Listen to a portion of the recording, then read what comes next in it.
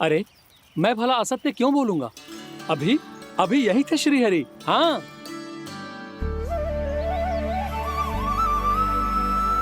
हाँ, जैसे श्री हरि को तो कोई कार्य है ही ना। वो तो आतुर होके बैठे रहते हैं, कब तुम हरि हरि बुलाओ और वो दौड़े चले आए। भगवान तो भक्तों के पास आने के लिए सदैव आतुर रहते हैं। बल्कि सत्य तो यह है कि भक्तों के मन में ही निवास करते हैं भगवान। भगवान तो भक्त के पास आने के लिए सदैव ही आतुर रहते हैं शंकरी मौसी। बल्कि सच्ची बात तो ये है कि भगवान हमारे मन में ही निवास करते हैं। कम से कम तू तो इसे बढ़ावा मत दे जशोदा। जब देखो जब हरि नाम की रट लगाए रहतो है। हरि बोलते बोलते ऐसो बावलो होता है कि सारा कार्य भूल जाता है। 2 दिन से अपनी मटकी के लिए चक्कर काट रही हूँ। अभी तो एक चक्कर और लगाना होगा आपको। आपकी मटकी तैयार हो गई है, अभी लाता हूँ।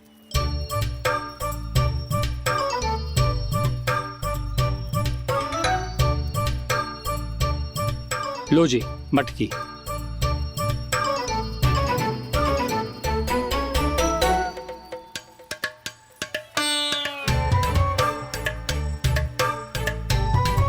इस कच्चे मटके का क्या करूं मैं? हाँ?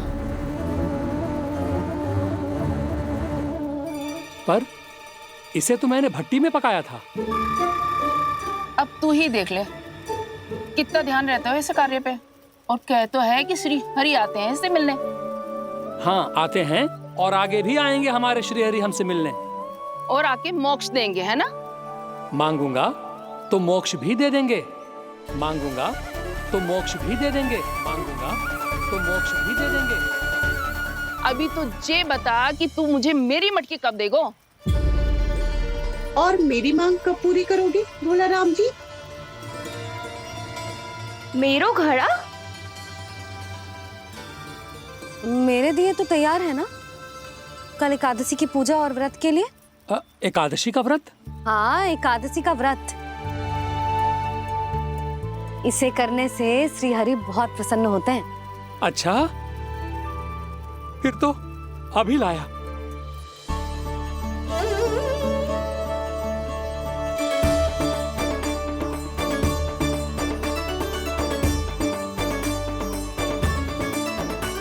लो जी आपके दिए।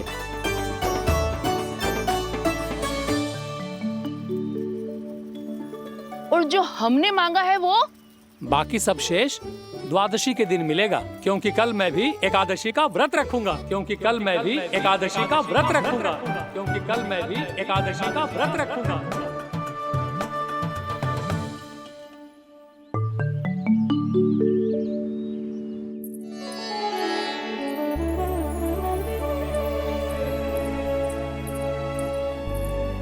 जानकी, फूलों का प्रबंध हुआ कि ना?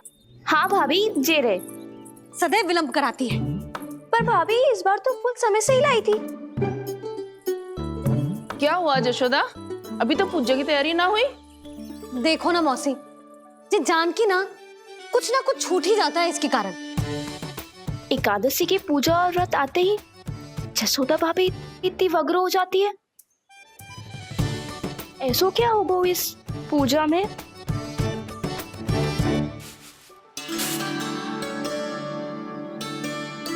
ये थाली में रोली चंदन रखने से, दिया जलाने से के होगो? आपको पता भी है एकादशी का व्रत क्यों रखते हैं? क्या महत्व है इसका? लो, जे तो मैं जसोमती रानी से पूछना भूल ही गया। पर हाँ भगवान, मेरे लिए इतना ही पर्याप्त है कि इस व्रत को रखने से मेरे श्रीहरि हमसे प्रसन्न हो जाएंगे।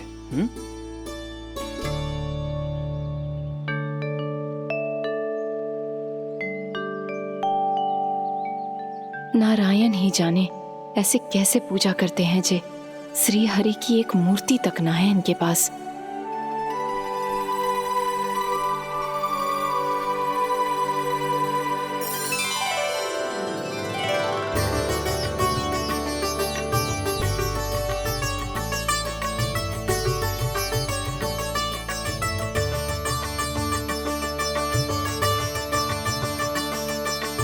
प्रभु, न तो मेरे पास मूर्ति है और ना तो इस व्रत के विधि विधान के बारे में मुझे जानकारी है और ना ही मुझे इसके महत्व के बारे में जानकारी है, पर फिर भी मैं करना चाहता हूं।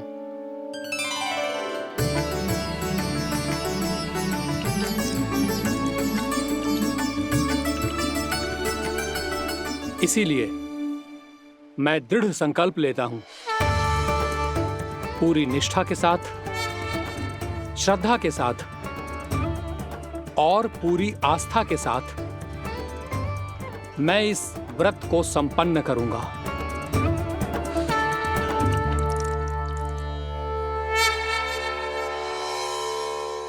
हम संकल्प लेते हैं कि एकादशी के व्रत को पूरी निष्ठा के साथ संपन्न करेंगे।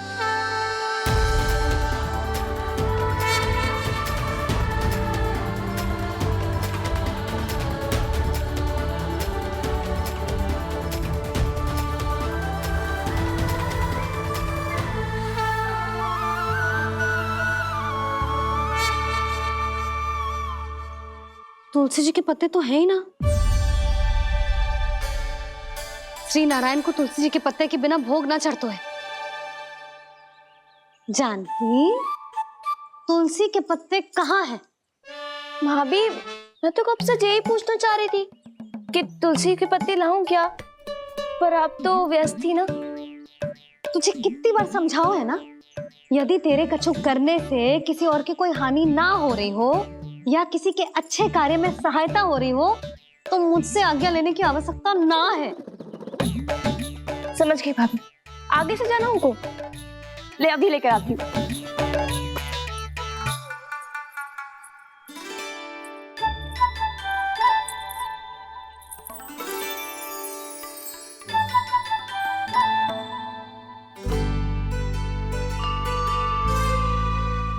ताऊ, आपने पहले ये व्रत करो है? आपको इसका महत्व पता है? भाभी चलो।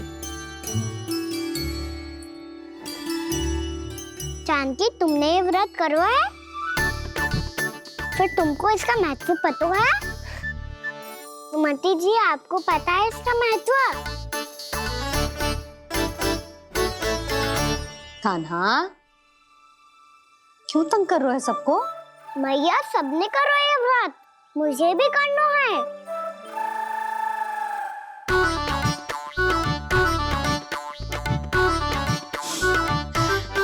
ये व्रत केवल बड़ों के लिए होती है लल्ला। जब आप ये व्रत कर सकती हो, बाबा कर सकते हैं, ये सारी गोपियां कर सकते हैं, वो भी कर सकते हैं, तो मैं क्यों ना कर सकता? क्योंकि तू कल तक भूखा ना रह पाएगो लल्ला। जब भक्त रह सकते हैं, फिर मैं क्यों नहीं रह सकता? मेरा अर्थ है कि नारायण के भक्त मैया, मैया मान जाओ ना, मुझे करने दो ना ये व्रत। अपनी लल्ला पे आप विश्वास ना है आपको? विश्वास है। अच्छा ठीक है, तू भी कर ले।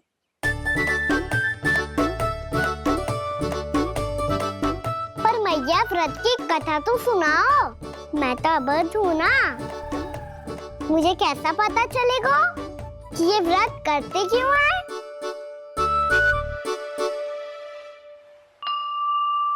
प्रभु, मुझ अबोध को कैसे पता चलेगा कि इस व्रत का क्या विधि विधान होता है और क्यों रखा जाता है और इसका महत्व क्या होता है?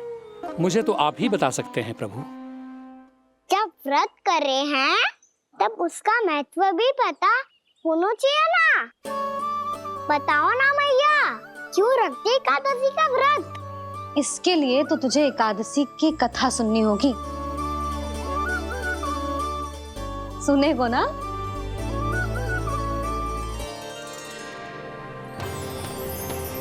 वसुदेव सुतं देवं कंस चाणूरमर्दनम् श्रीहरि,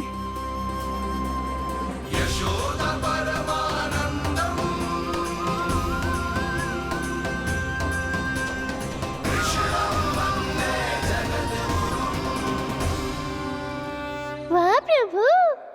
नए भक्तों को एकादशी व्रत का महत्व समझाने का अच्छा उपाय खोज निकाला है आपने।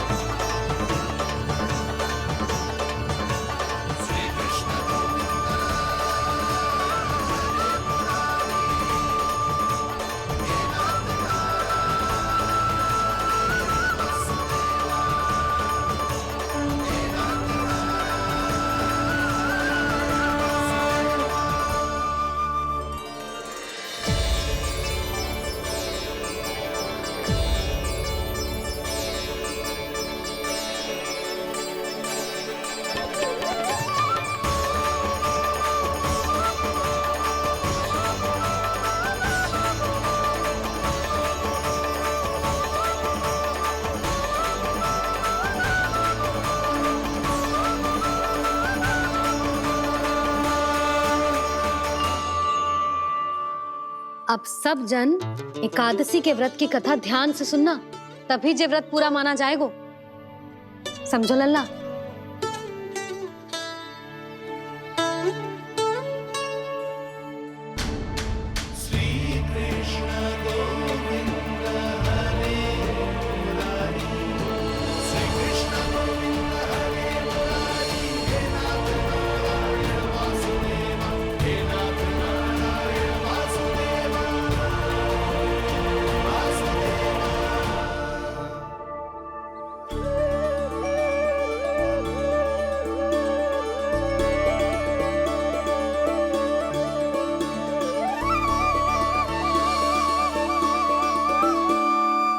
सतयुग में चंद्रावती नाम के नगर में मूरा नाम का एक असुर राज्य करता था।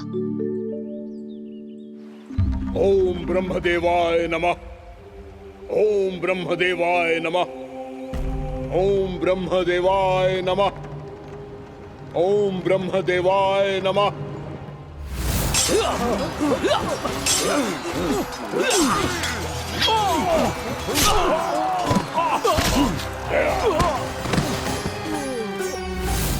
ओम ब्रह्मदेवाय नमः। ओम ब्रह्मदेवाय नमः। जब उसने देवताओं के हाथों असुरों की पराजय देखी, तब वो वरदान पाने के उद्देश्य से ब्रह्मा जी की तपस्या करने चला गया।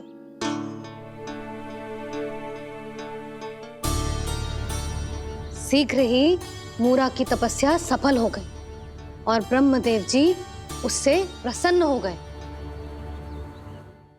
ओम ब्रह्मदेवाय नमः। ओम ब्रह्मदेवाय नमः। ओम ब्रह्मदेवाय नमः। ओम ब्रह्मदेवाय नमः। ओम ब्रह्मदेवाय नमः। ओम ब्रह्मदेवाय नमः। ओम ब्रह्मदेवाय नमः। ओम ब्रह्मदेवाय नमः। ओम ब्रह्मदेवाय नमः। मूरा, प्रणाम ब्रह्मदेव। तुम्हारी तपस्या सफल हुई। बोलो, तुम्हें क्या वर चाहिए?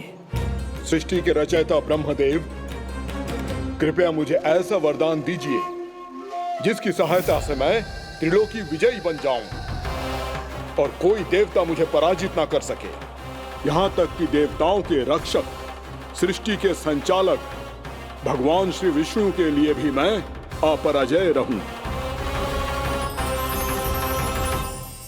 तथास्तु, तथास्तु, तथास्तु। प्रणाम ब्रह्मदेव।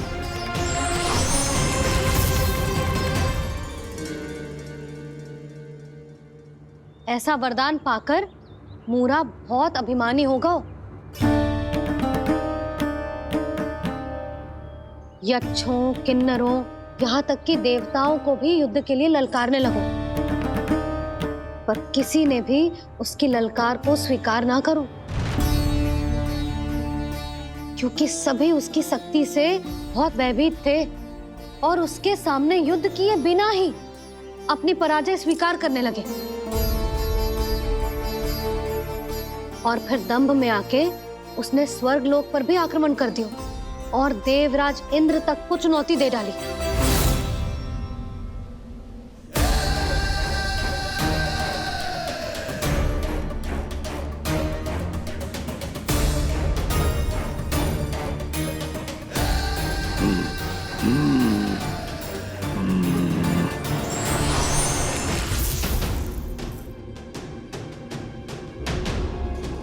मैं प्रतीक्षा कर रहा हूं देवराज।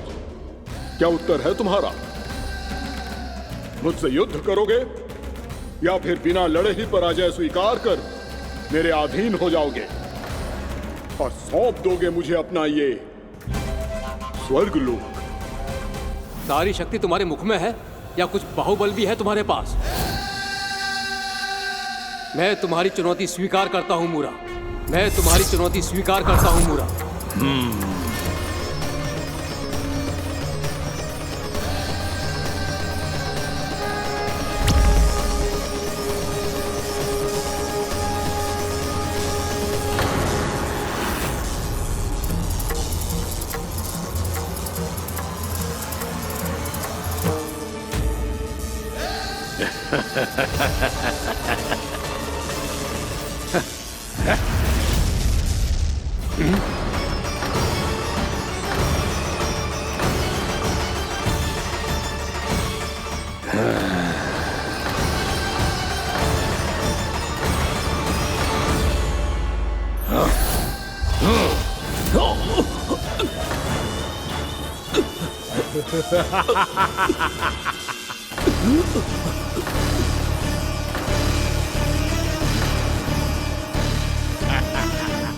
ठहरिए देवगण।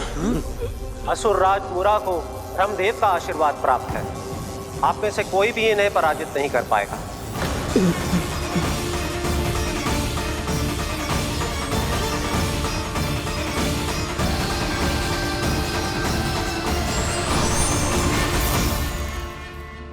एक अवसर और देता हूं देवराज। युद्ध या अधीनता, क्या उत्तर है तुम्हारा देवराज?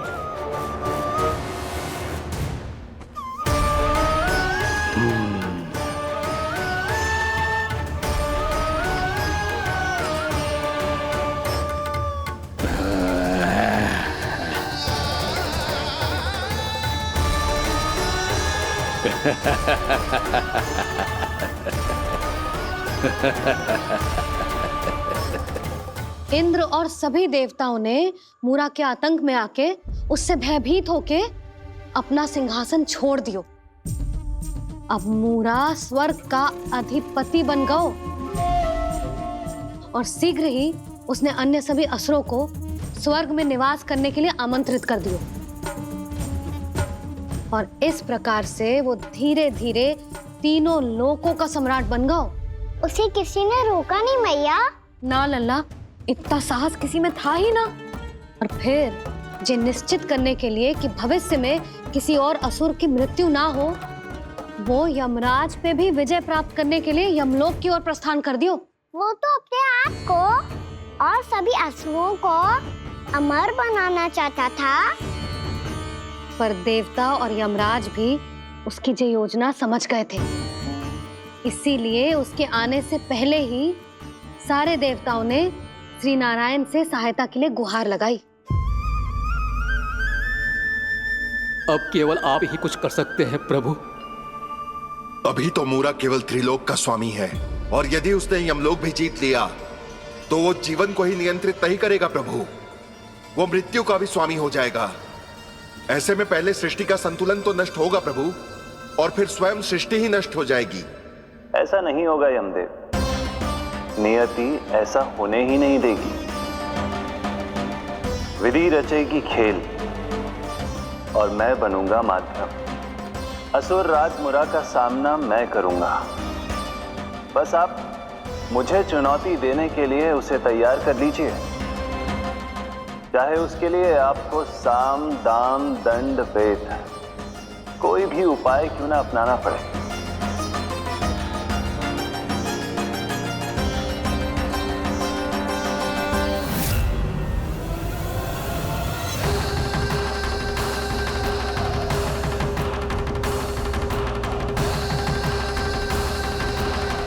आप तो मेरी प्रतीक्षा में पहले से ही खड़े हैं यमदेव। तब तो आपने मेरी चुनौती के बारे में भी सुना ही होगा। कहिए, क्या उत्तर है आपका?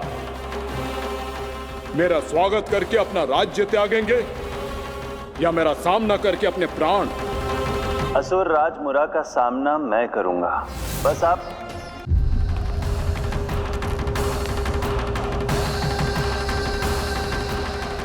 तो मेरी प्रतीक्षा में पहले से ही खड़े हैं यमदेव। तब तो आपने मेरी चुनौती के बारे में भी सुना ही होगा। कहिए, क्या उत्तर है आपका? मेरा स्वागत करके अपना राज्य त्यागेंगे या मेरा सामना करके अपने प्राण? हे असुर श्रेष्ठ, मैं आपकी अधीनता स्वीकार करने के लिए तैयार हूं। बस एक विनती है मेरी। शर्त को विनती का नाम देकर पहलाना चाहते हो मुझे यमराज? असुर राज मूरा के सामने शर्त रख पाओ, इतना सामर्थ्य नहीं है तुम में। इसका आभास है मुझे असुरराज, पर मैं आपकी अधीनता स्वीकार करूं इससे पहले आपको स्वामी धर्म का पालन करना होगा। मेरे पुराने स्वामी के क्रोध से मेरी रक्षा करनी होगी आपको। कौन है तुम्हारा पुराना स्वामी? भगवान श्री नारायण।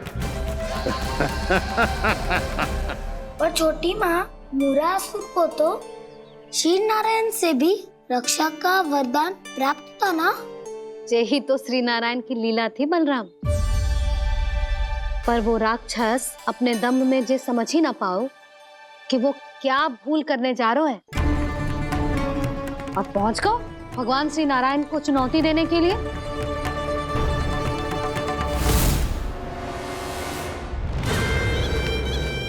वहीं ठहर जाओ असुर राज मुरा।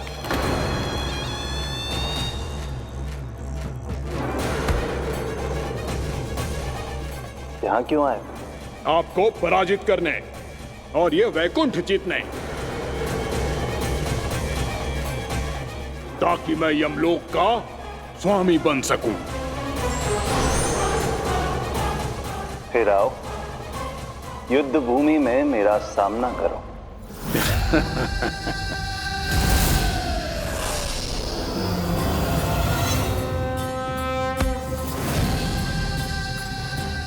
ये नहीं जानते कि इनसे ना हारने का वरदान तो मैं पहले ही प्राप्त कर चुका हूं। इसलिए युद्ध ठीक से आरंभ हो पाए उससे पहले ही इन्हें जीत लूंगा मैं।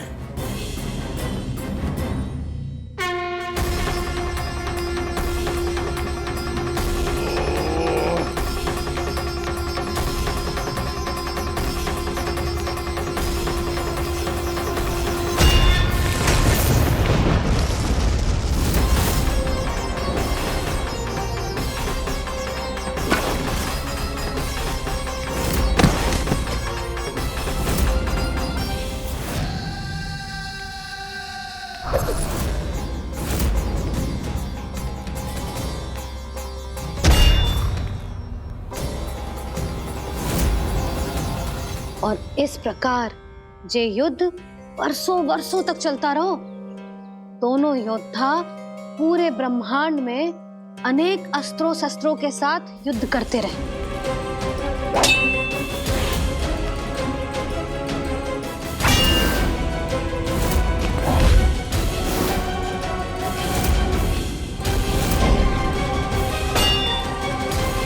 फिर क्या हुआ मैया?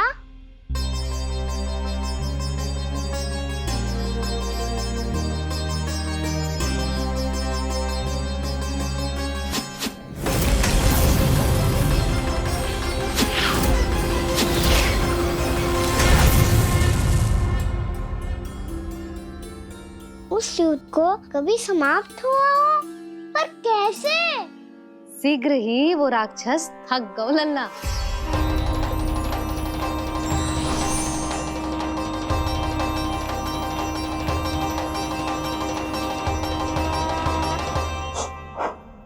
खड़े खड़े देख क्या रहे हैं नारायण? आक्रमण कीजिए, वध कर दीजिए मेरा।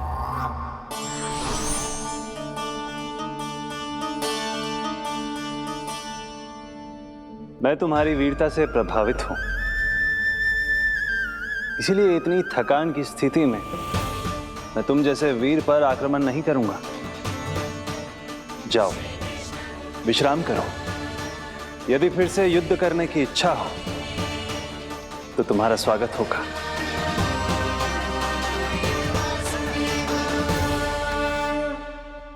जे कह के श्री नारायण बद्रिका आश्रम चले गए और वहां हिमवत नाम की एक कंदरा में ध्यान लगा के बैठ गए। उधर वो राक्षस विश्राम करने लगो। अनेकों दिन बीत गए और अब वो राक्षस मूरा फिर से स्वस्थ होके बलवान हो गया था। उसने अपनी सारी शक्ति फिर से प्राप्त कर ली थी। श्री नारायण ने उस पर दया करी थी, पर वो फिर से श्री नारायण को छलने को तैयार होगा।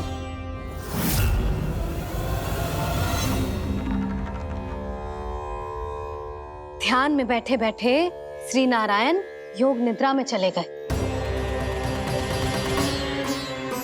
पर दुष्ट मूरा इसी अवसर का लाभ उठा के उनकी कंदरा में घुस आयो ताकि वो सोते हुए श्री नारायण पे आक्रमण कर सके।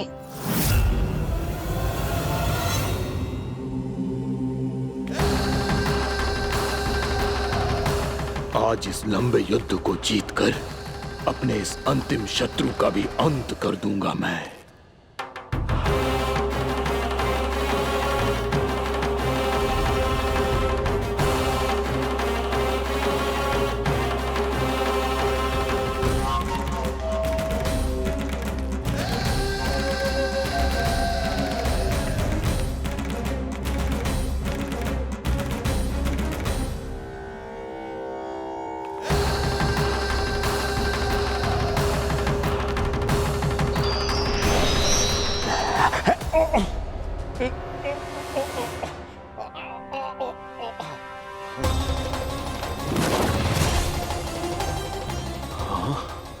दुष्ट राक्षस,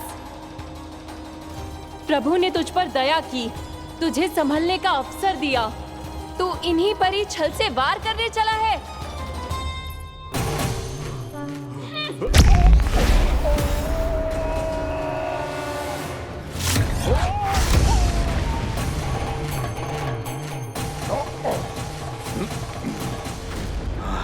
मैं अजय हूँ, मुझे कोई पराजित नहीं कर सकता। ब्रह्मा का वरदान है मुझे।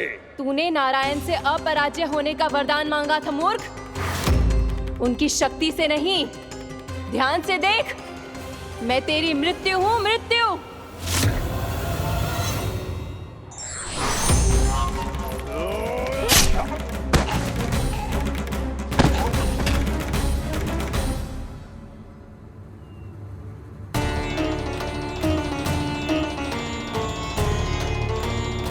वो देवी कौन थी छोटी माँ? और कौन बलराम, वही तो थी देवी एकादशी।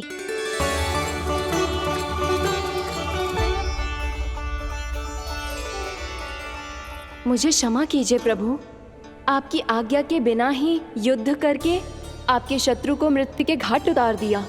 क्षमा नहीं, आपकी तो प्रशंसा होनी चाहिए देवी।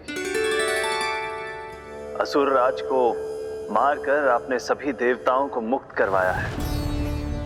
इस पापी के अहंकार से तीनों लोकों की रक्षा की है आपने। आप एकादशी की तिथि पर मेरी एकादश इंद्रियों से उत्पन्न हुई हैं।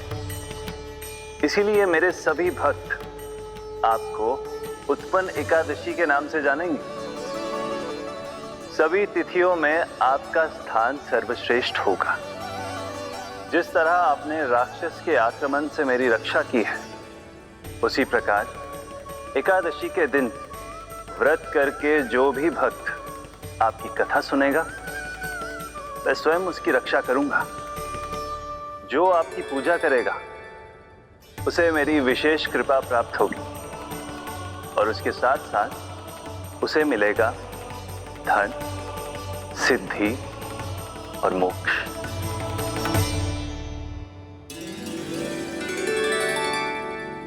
इसीलिए आज के दिन व्रत रखने का बहुत अधिक महत्व होता है। बोलो एकादशी मैया की जय। बोलो श्री नारायण भगवान की जय।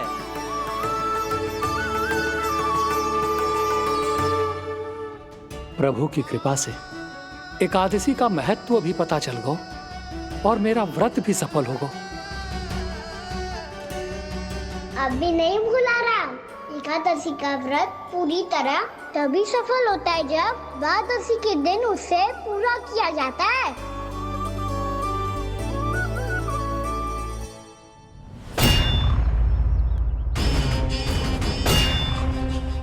आवश्यक है आपको यह आभास होना कि उस विष्णु अवतार को पराजित करने के लिए आपके साधारण योद्धाओं में वो सामर्थ्य नहीं है। वो विष्णु अवतार कुछ अधिक ही असाधारण है।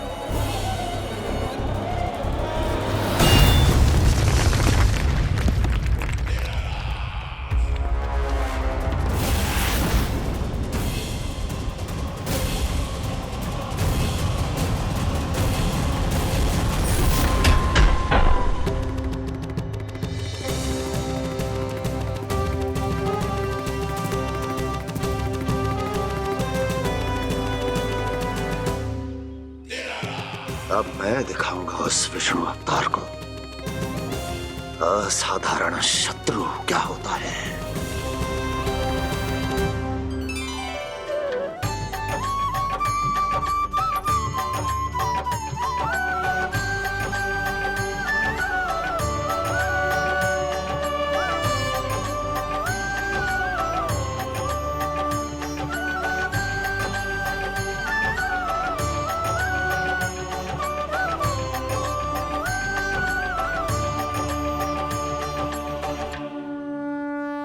मामा अधीर हो रहे हैं, पर मैया ने मुझे अभी तक बाहर जाने की आज्ञा नहीं दी है। अभी उन्हें किसी और राक्षस को यहाँ भेजने से रोकने के लिए मुझे कुछ करना होगा।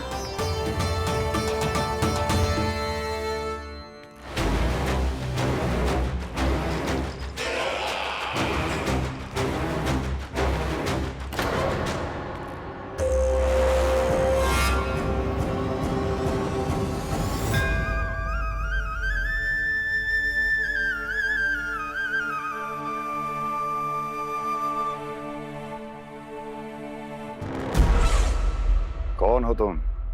बचपन से ही मुझे मारने का सपना देख रहे हैं, फिर मुझे ही नहीं पहचानते।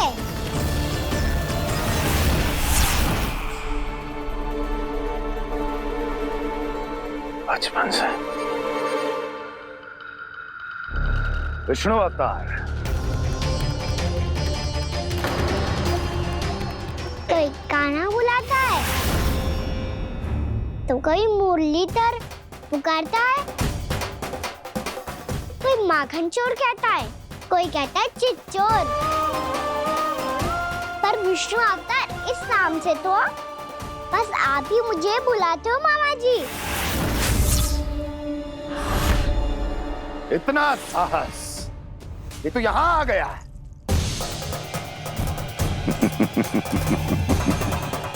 यहाँ आ तो गया तू विष्णु अवतार, किंतु यहाँ से जीवित नहीं जाएगा।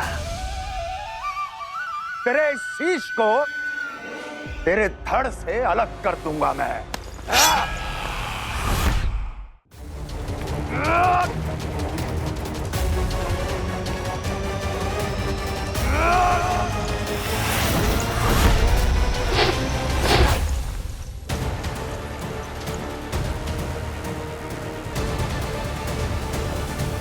वहाँ कहाँ देख रहे हो मामा जी? मैं तैयार हूँ।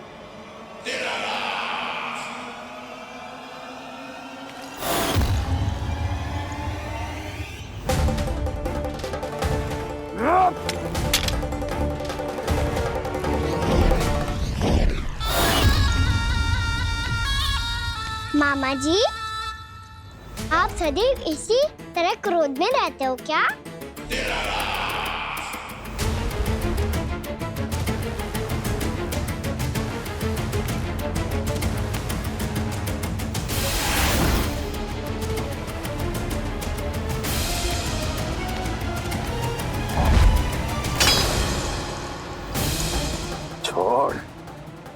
छोड़ मेरी तलवार को।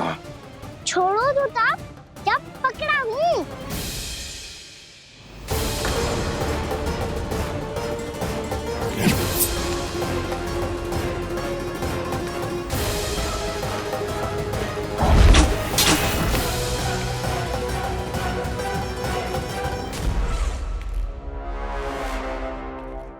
मामा जी,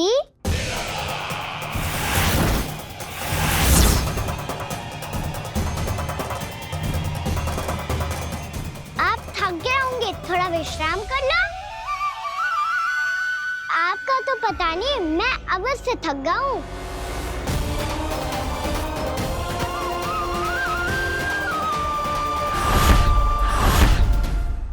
मेरे सिंहासन पर बैठने का तू साहस।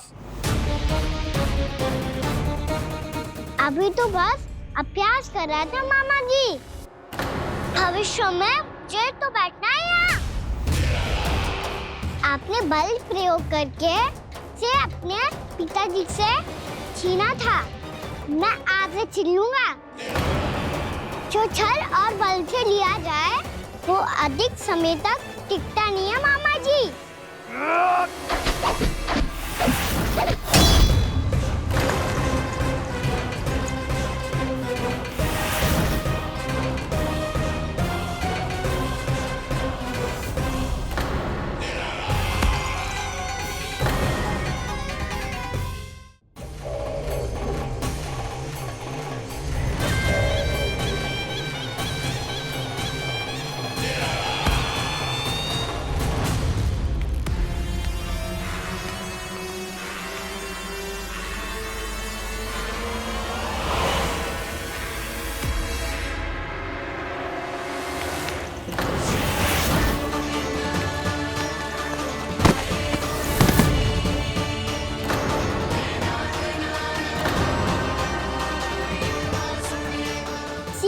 आपको ये सिंहासन छोड़ना होगा।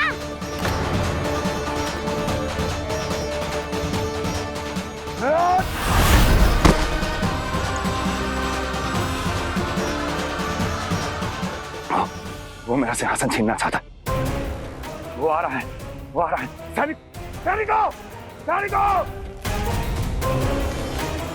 दुर्जन, बंद कर दो सभी द्वार और झरोखे, सबके सब। इसकी हर संभावना पर इतना कड़ा पहरा बिठा दो कि ना तो कोई महल के भीतर आ सके, ना कोई बाहर जा सके। मुझे महल की चप्पे चप्पे की सूचना चाहिए। जाओ।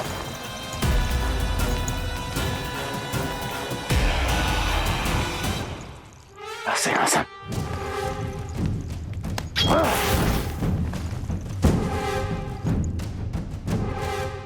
अब आ, दुष्ट मायावी, ए छलिया विष्णु अवतार, मैं कंस तेरी प्रतीक्षा कर रहा हूँ। देखता हूँ मेरे सिंहासन पर कैसे बैठता है तू। मुझे तो बस कुछ समय चाहिए था, वो मिल गया। अब करते रहिए आप प्रतीक्षा।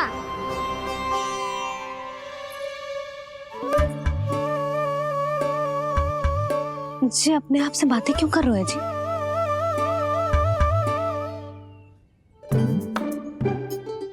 आप मुस्कुरा क्यों रहे हो? ना कछु ना। बताओ क्यों मुस्कुरा रहे हो? तुम्हीं पर गए हैं जी। जब तुम व्रत करती हो तो तुम भी ऐसा ही करती हो। इसी प्रकार भूख अधिक लगने पर अपना ध्यान भटकाने के लिए स्वयं से ही बड़बड़ाती रहती। होगा। आपको तो बस मेरा उपहास उड़ाने के लिए बहाना चाहिए।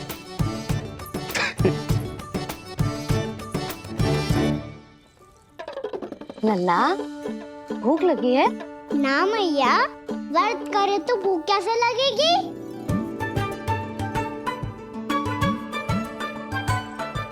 यदि लगी हो तो छोटे बालकों को थोड़ी बहुत भूल चूक क्षमा होती है।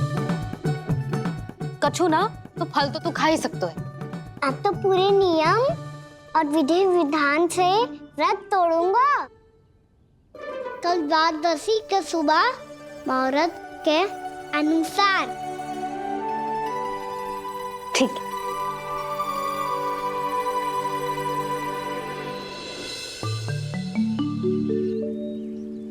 लल्ला, एकादशी समाप्त हो गई है, द्वादशी लग गई है। अब तू व्रत तोड़ सकता है, भोजन कर ले। ले।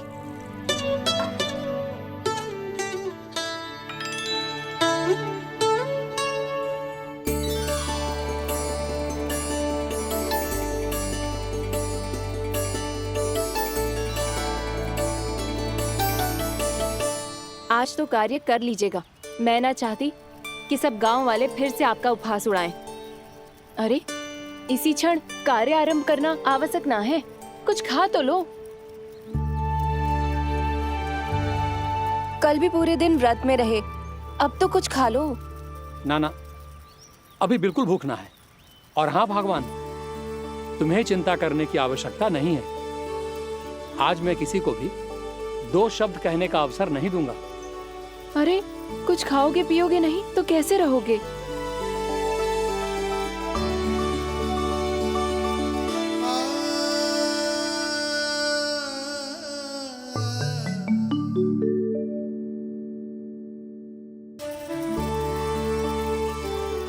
अरे, इसी क्षण कार्य आरंभ करना आवश्यक ना है। कुछ खा तो लो। ना, अभी बिल्कुल भूख ना है। और हाँ भगवान, तुम्हें चिंता करने की आवश्यकता नहीं है। आज मैं किसी को भी 2 शब्द कहने का अवसर नहीं दूंगा। ठहर,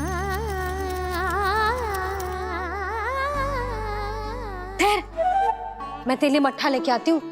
व्रत के बाद पीने से पेट ठंडा रहता है। रुक।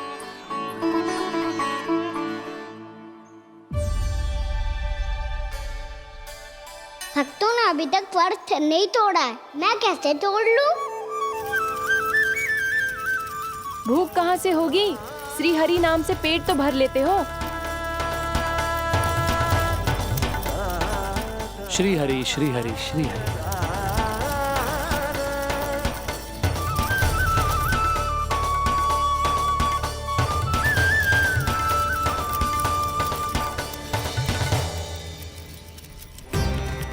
हरि हरि प्रभु हरि, हरि हरि प्रभु हरि, हरि हरि प्रभु हरि, हरि हरि प्रभु हरि।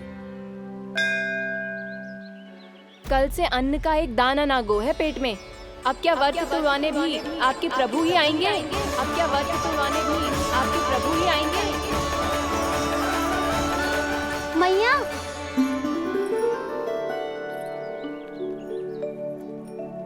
मैया पहले व्रत तोड़ के कच्चू खा तो लो। अभी ना, लौट के आने के बाद। हाँ,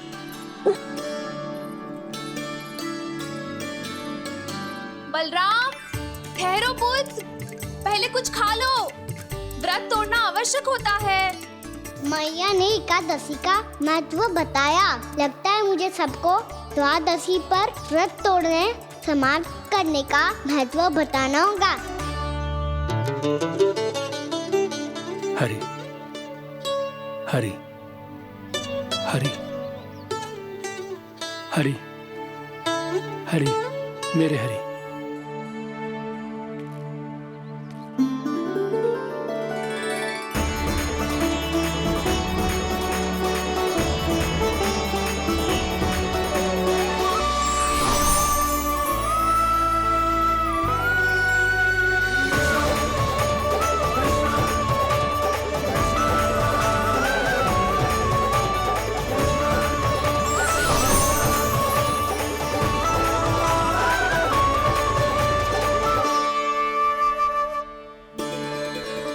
अभी अभी तो मैंने बच्चों की मां को वचन दिया था कि आज किसी को शिकायत करने का अवसर ना दूंगा, और अब मैं प्रभु श्री हरि की कल्पना जसोमती रानी के लल्ला में ही करने लगा। ना, ये ठीक ना है।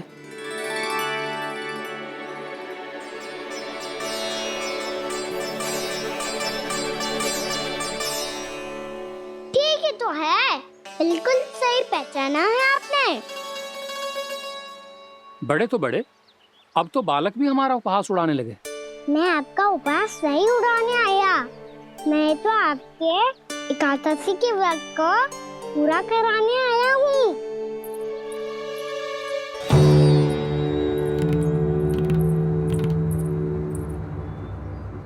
कान्हा,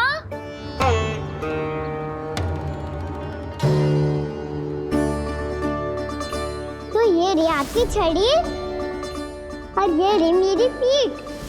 सेक देना ताबड़तोड़। आज तो इसकी पीठ सेक के रहूंगी मैं। मैया घर पे भूखी मुझे ढूंढ रही होगी। लो आज द्वादशी के दिन पहले प्रहर में भोजन करके अपना एकादशी का व्रत पूरा करो आप। धन्यवाद राजकुमार, पर अभी हमें भूख नहीं है। बहुत सारा काम पड़ा है और अभी थोड़ी ही देर में शंकरी बहन भी अपनी मटकी लेने आती होंगी।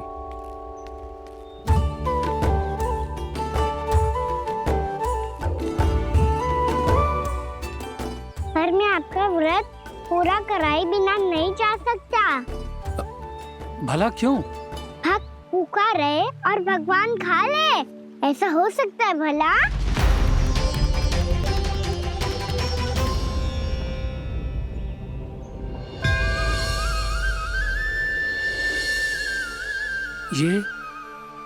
ये कैसा भ्रम हो रहा है मुझे लगता है अपना काम करना चाहिए।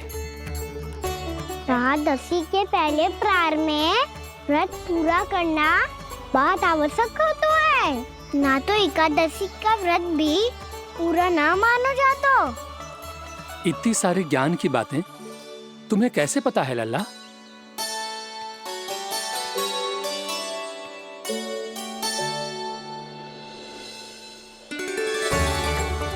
जैसे एकादशी की कथा होती है, वैसे द्वादशी की महिमा भी एक बहुत महत्वपूर्ण कथा है।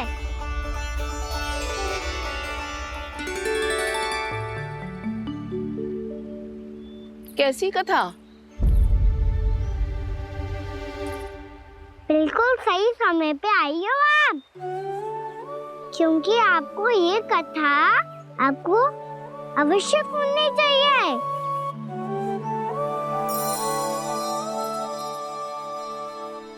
मुझे क्यों? पहले सुन तो लिया, फिर स्वयं ही पता चल जाएगा।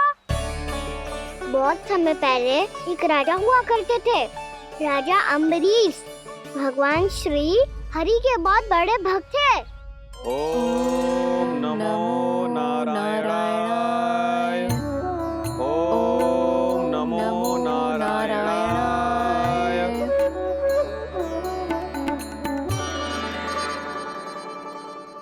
नेक पुण्य के काम करते थे वो। अपनी पत्नी के साथ हरि का नाम जपते रहते थे। उन्होंने 12 माह एकादशी का व्रत करो निर्जल पास किया, और जब उनकी 12वीं एकादशी का व्रत द्वादशी के दिन तोड़ने का समय हुआ, तभी महर्षि दुर्वासा अपनी 100 शिष्यों के साथ उनके महल में पधारे।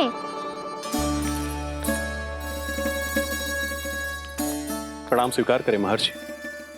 आप जैसे महान ऋषि मेरे राज्यसभा में आए, वो भी ऐसे अवसर पर जब मैं और मेरी पत्नी निरंतर 12 एकादशियों के बाद अंतिम एकादशी का व्रत तोड़ेंगे। इससे बड़े सौभाग्य की क्या बात हो सकती है हमारे लिए? आज आपके साथ साथ मेरा और मेरे शिष्यों का एकादशी व्रत भी पूरा होगा। संभव है प्रभु की इच्छा यही हो कि हम सब अपना व्रत एक साथ तोड़ें। ये तो अत्यधिक प्रसन्नता की बात है महर्षि। तो फिर ठीक है, हम सब यात्रा से थके हैं। व्रत तोड़ने से पहले हम स्नान करना चाहते हैं। जैसी आपकी इच्छा महर्षि। जब तक आप लोग लौटेंगे तब तक आपके सारे प्रबंध यहाँ हो चुके होंगे।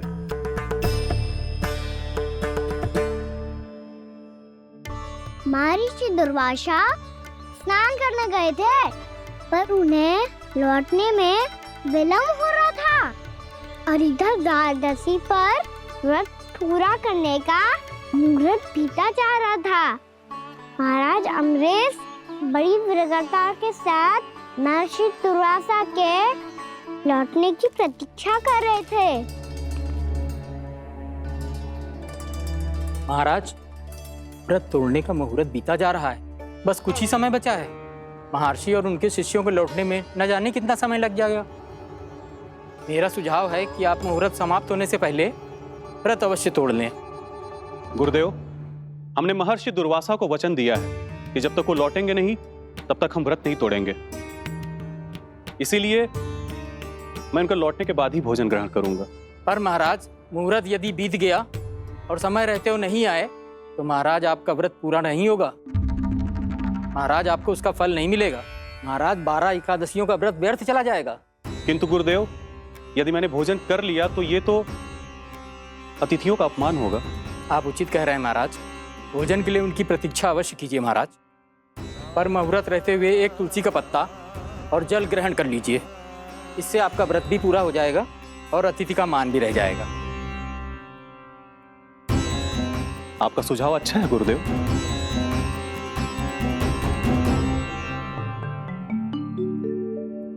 जैसे ही महाराज ने तुलसी का पत्ता खायो,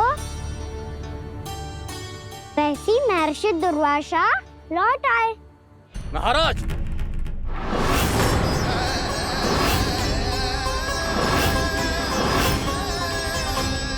महाराज को उपास तोड़ते देखते बहुत क्रोधित हो गए।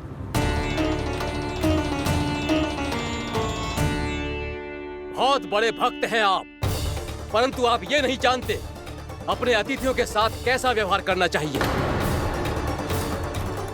आपने हमें साथ भोजन करने का वचन दिया था, पर अपना व्रत क्यों तोड़ा आपने? महर्षि, मैंने भोजन नहीं ग्रहण किया। कहीं मुहूर्त न निकल जाए इस कारण मैंने एक तुलसी का पत्ता ग्रहण कर लिया। 56 भोग खाया हो या एक पत्ता, अपना व्रत तोड़कर अतिथियों का अपमान किया है, मेरा अपमान किया है। अब आपको दंड भोगना होगा ताकि आप सीख पाएं कि अतिथियों के साथ कैसा व्यवहार होना चाहिए।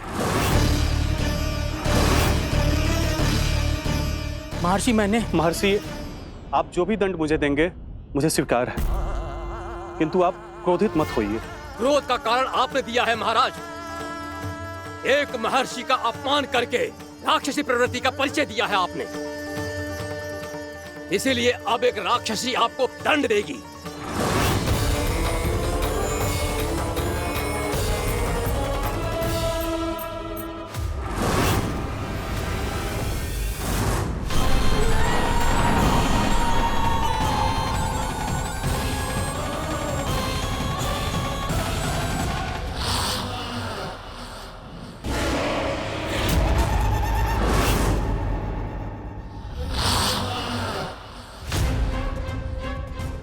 हे प्रभु, यदि मैंने सच में महर्षि का अपमान करने की भूल की हो तो मैं उसका परिणाम भोगने के लिए प्रस्तुत हूं।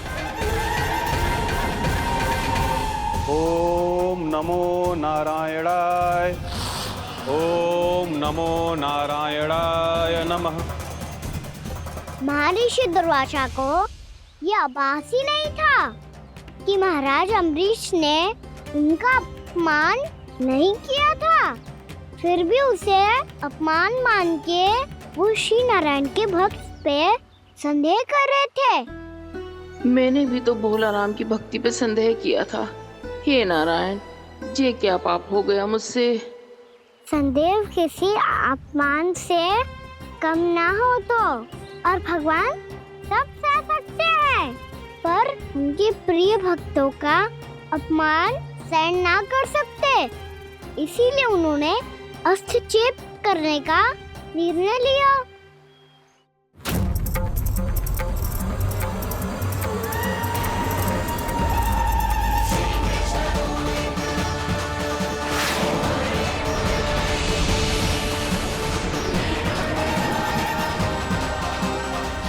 ओम नमो नारायणाय।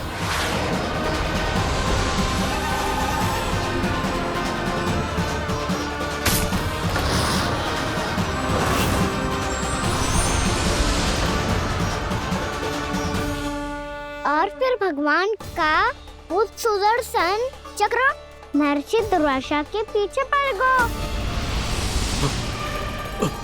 ये चक्र तो मेरी ओर बढ़ रहा है। ओम नमो नारायणाय। ये कैसे संभव हो सकता है? कोई रोको इसे, कोई रोको इसे।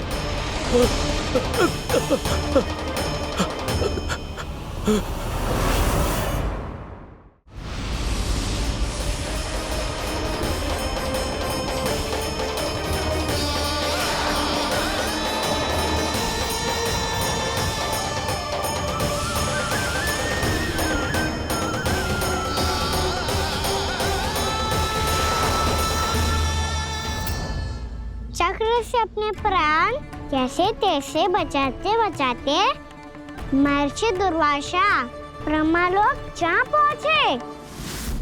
ब्रह्मदेव रक्षा कीजिए, ब्रह्मदेव सहायता कीजिए, मुझे बचाइए ब्रह्मदेव, रक्षा कीजिए। ये सुदर्शन चक्र मेरे प्राणों के पीछे पड़ गया है, मुझे बचाइए ब्रह्मदेव, मुझे बचाइए। महर्षि, मैं चाहकर भी आपकी सहायता नहीं कर सकता। ऐसी स्थिति में यदि कोई कुछ कर सकते हैं तो वो है सुदर्शन चक्र के स्वामी विष्णु, क्योंकि सृष्टि में केवल वही है जो इसे नियंत्रित कर सकते हैं। वो ही इसे वापस लौटने का आदेश देकर आपके प्राणों पर छाए हुए संकट को दूर कर सकते हैं। किंतु हां, मैं सुदर्शन चक्र से इतना अवश्य कहूंगा कि जब तक आप विष्णु लोक में पहुंच नहीं जाते, वो आपको किसी भी प्रकार की हानि ना पहुंचाए। आपका बहुत बहुत धन्यवाद, आपकी सदा ही जय हो।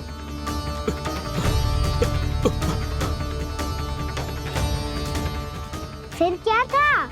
भागते भागते महर्षि दुर्वासा सीधे भगवान श्री हरि के शरण में बैकुंठ पहुंच गए। त्राहिमाम प्रभु, त्राहिमाम, मुझे बचाइए, मेरी सहायता कीजिए प्रभु, मेरी सहायता कीजिए। मैं आपके इस चक्र और ऊर्जा से नहीं भाग सकता प्रभु, कृपया करके अपने सुदर्शन को रोकिए, इसे वापस लीजिए प्रभु। यह असंभव है महर्षि। एक बार सुदर्शन चक्र मेरे हाथों से छूट जाए तो अपना उद्देश्य पूरा किए बिना, मेरे भक्तों की रक्षा किए बिना वापस नहीं लौटता। कोई तो उपाय होगा प्रभु, कृपया करके मेरे प्राण बचाइए प्रभु। मैं सुदर्शन की ऊर्जा से जलकर भस्म नहीं होना चाहता प्रभु। आप जो कहेंगे मैं करूंगा प्रभु, मेरी सहायता कीजिए प्रभु, मेरी सहायता कीजिए। एक उपाय है, किंतु मुझे नहीं लगता कि आप वो कर पाएंगे। मैं अवश्य करूंगा, मैं अपनी प्राण रक्षा के लिए कुछ भी करूंगा प्रभु।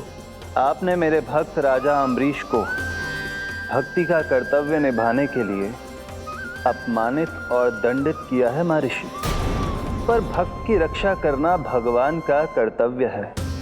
इसलिए यदि आप भक्त राजा अम्बरीश के पास जाकर क्षमा याचना करें और यदि वो आपको क्षमा कर दे तो ही ये चक्र आपके प्राण लिए बिना लौट सकता है। अन्यथा आप तो जानते हैं महर्षि, मेरे भक्त का अपमान मेरा अपमान। भक्त का अपमान भगवान के अपमान से कम ना हो तो है। महर्षि दुर्वासा को भी ये बात समझ आई और फिर उन्होंने महाराज अम्बरीश से क्षमा याचना की। महाराज महाराज महाराज महाराज महाराज, मुझे क्षमा करें महाराज, मुझसे बहुत बड़ी भूल हो गई महाराज, मुझसे बहुत बड़ी भूल हो गई महाराज। महर्षि, आप हमारे चरण छुए ये उचित नहीं। महाराज, महाराज अम्बरीश, आप नारायण के सच्चे भक्त हैं। मैंने आपको अपमानित किया, दंडित करने का प्रयास किया महाराज। इस अपराध के लिए मुझे क्षमा कीजिए महाराज, और इस सुदर्शन चक्र से मेरे प्राण बचाइए महाराज।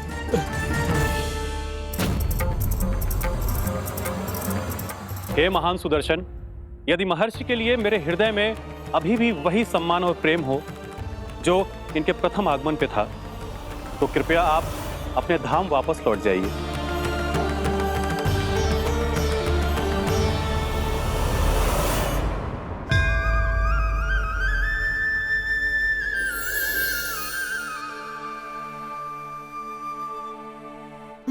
आपका बहुत बहुत धन्यवाद महाराज अम्बरीश। मैं आपको आशीर्वाद देता हूं कि आप देवराज इंद्र के समान शक्तिशाली हों। आपकी कीर्ति का पताका 10 दिशाओं में फहराए। मेरी बस एक ही इच्छा है महर्षि, कि मैं आपके साथ अपना उपवास तोड़ सकूं। अवश्य महाराज, हम सब भोजन आपके साथ करेंगे और अपने आप को नारायण की सेवा में अर्पित करके व्रत को पूरा करेंगे, क्योंकि आज जो यहाँ हुआ है उससे सिद्ध हो चुका है कि एकादशी व्रत का फल द्वादशी की सुबह भोजन करने से ही प्राप्त होता है। इस कथा से हमें पता चलता है कि सभी को द्वादशी के सुबह हर पेट भोजन करके एकादशी का व्रत पूरा करना चाहिए। और दूसरी बात, भगवान की सच्ची भक्ति अपमान कभी ना करना चाहिए।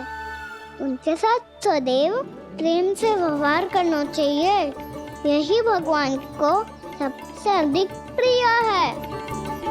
भैया भोलाराम, मैंने भी श्री हरि पे तुम्हारे विश्वास का उपहास उड़ाया था, मुझे क्षमा कर दो।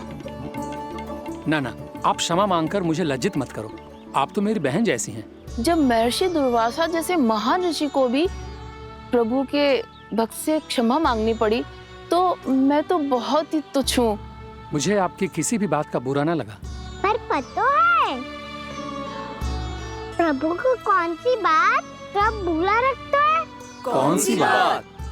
जब उनका भक्त भूखा रहे, समय पे अपना व्रत पूरा ना करे। और जैसा कि आप सभी ने अभी कथा से सीखो है, एकादशी के व्रत को द्वादशी की सुबह अवश्य पूरा करना चाहिए। अब आप जाओ, अपना व्रत पूरा करो।